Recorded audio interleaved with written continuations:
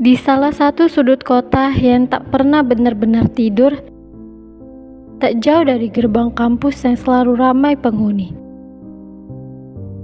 berdiri seorang ibu dengan sepeda motor dan seteling pecal dagangannya. Hampir setiap hari menjelang pukul 9 pagi, Ibu Pika sudah siap menyambut siapa saja yang hendak mengisi kekosongan perut dengan seporsi pecal.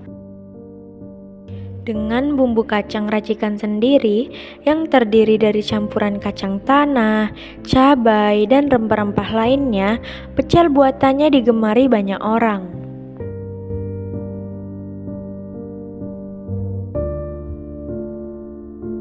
Seteling itu mungkin terlihat biasa, tapi bagi banyak mahasiswa dan warga sekitar, pecel Ibu Pika bukan sekedar makanan murah dan praktis. Rasanya sudah seperti masakan rumah. Dengan cekatan, Ibu Vika melayani satu persatu pelanggan yang datang. Senyumnya hangat, sapaan ramahnya membuat siapapun merasa diterima. Setiap porsi pecal disajikan dengan penuh perhatian. Sayur segar yang direbus dengan tepat, mie yang lembut, gorengan yang menggugah selera, juga bumbu kacang yang khas. Semua menyatu dalam satu gigitan yang membuat banyak orang ketagihan. Harga yang terjangkau pun menjadi alasan tambahan mengapa Ibu Pika tetap bertahan menjadi pilihan. Dalam selembar daun pisang dan kertas nasi bumbu kacang sederhana, tersimpan cinta yang dalam. Di balik seteling kecil di pinggir jalan itu, tersimpan kekuatan dan ketulusan seseorang yang tak hanya menjual makanan, tapi juga menebar harapan. Dan di setiap porsi pecal yang ia berikan, ada doa dan cinta yang tak pernah habis. Selamat siang pemirsa, saya Desi Puspitasari dan rekan saya Dea Artikasari Dewi. Kami hadir untuk menemani Anda dalam sajian berita hari ini. Di tengah kesibukan aktivitas kampus dan kehidupan kota yang cepat, terselip sebuah kisah sederhana namun penuh makna.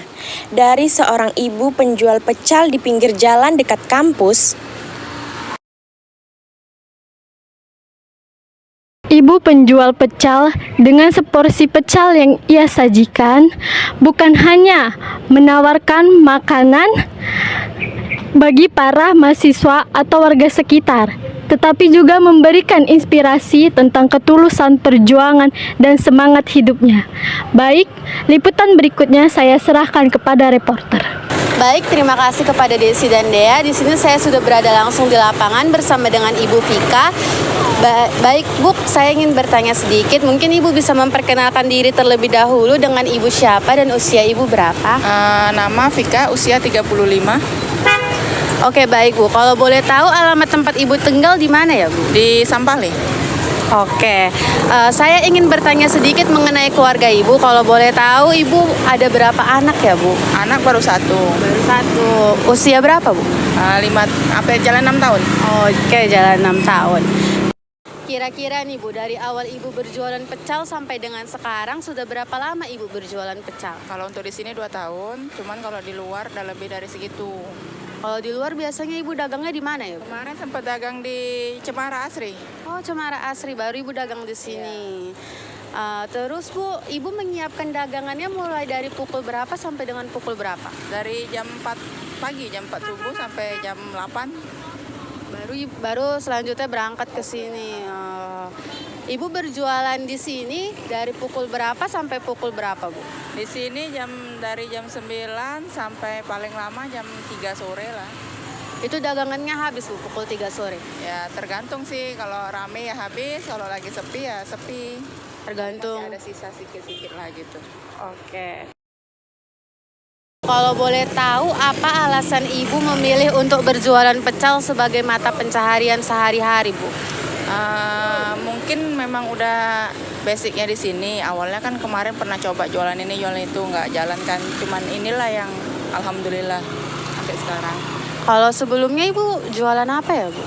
Kalau dulu sih pernah kayak jual bakso, jual apa, tapi memang nggak jalan gitu. Berarti jalannya Ibu jualan pecel, rezekinya di sini ya? Ya rezekinya di sini.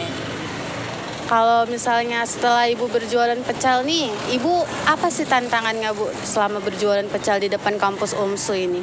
Tantangannya satu kalau anak kuliah libur, yang satu lagi kalau pas musim hujan. Jadi kalau misalnya anak kuliah libur, Ibu nggak dagang di tempat lain atau? Nggak, memang di sini aja, cuman porsi dikurangin lah. Baik. Apakah hasil jualan Ibu cukup untuk kehidupan sehari-hari, Bu? Alhamdulillah, Alhamdulillah cukup ya, Bu. cukup. Lebih dari cukup lah kan. Bagaimana kondisi pasar saat ini, Bu, dibandingkan bulan-bulan yang sebelumnya? Kalau untuk sekarang ini mungkin ekonomi memang lagi turun ya.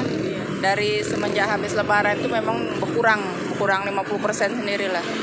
Berkurang 50% ya, Bu. Terus selanjutnya apa harapan Ibu ke depannya mengenai usaha pecel Ibu saat ini? Ya kalau harapannya ya kalau bisa ada di tempat yang lain-lainnya lagi gitu. Kalau ini kan satu, misalnya terbuka lagi kita di mana gitu kan. Harapannya sih kayak gitu, cuman memang ekonomi sekarang lagi susah ya kan. Jadi ya udah bertahan di sini aja dulu. Ya. Jadi Ibu mau buka cabang di tempat lain ya, Bu? Ya pengennya gitu sih. Baik, terima kasih ya, Ibu. Baik, terima kasih kepada Nabila. Di sini saya sudah berada di lokasi tempat dagangan pecel.